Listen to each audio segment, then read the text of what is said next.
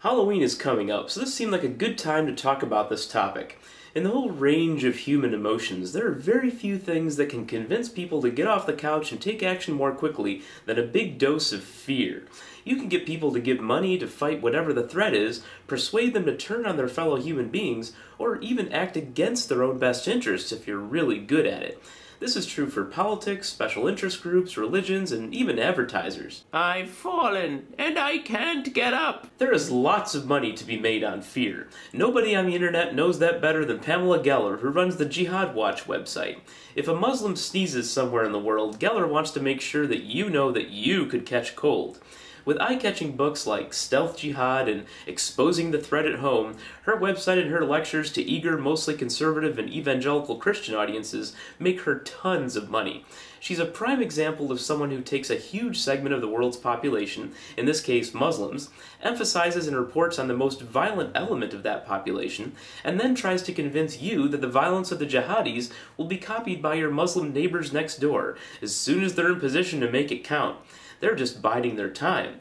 Oh, and by the way, they've already started taking over politically, don't you know? I have to hand it to her as a marketer, though. She knows her audience very well. It's mostly people who think Obama's a Muslim, too. The media generously refers to them as low-information voters. Speaking of the presidential campaign, I've been at least vaguely politically aware since the Reagan administration, and I've never seen any president peppered with thinly veiled accusations of being un-American as much as Obama has. I found an interview from Romney supporter John Sununu a few months ago especially funny. Watch this little gem. He has no idea how the American system functions, and we shouldn't be surprised about that, because he spent his early years in Hawaii smoking something, spent the next set of years in Indonesia, and another set of years in Indonesia. That's right, John Sununu said Indonesia twice in this video. Why would he want to do that? Well, it's the same reason a lot of Republicans like to say Barack Hussein Obama when they refer to him. They have the middle name because it makes him sound more Middle Eastern and scary. This is called dog whistle politics, when someone calls attention to a characteristic of a candidate that would be considered racist or discriminatory if they came right out and called attention to it in a more obvious way. But when they do it in a more subtle way, they have plausible deniability if they're called out on it. I'm sure you've heard these types of excuses before. Well, Hussein is his real middle name. Special interest groups are very good at using fear to call their members to action. The NRA has this down to a science. There's been almost no significant legislation on gun control for several years, and for the NRA this is actually a bad thing. They need to keep their donations rolling in, and they can't do it unless their members think that the government is going to round up their guns. A mass shooting is actually good news for the coffers of the NRA because they can use the event to raise money by telling people that their guns will be taken away because of the shooting.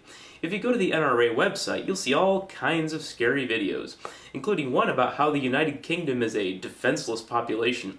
Apparently they don't care that if you're worried about getting murdered, you're over 3 times more likely to have that happen in the United States than in the UK. This, of course, doesn't fit their guns equal safety narrative, so they fail to mention that. But it does fit their Europe as a socialist hell narrative.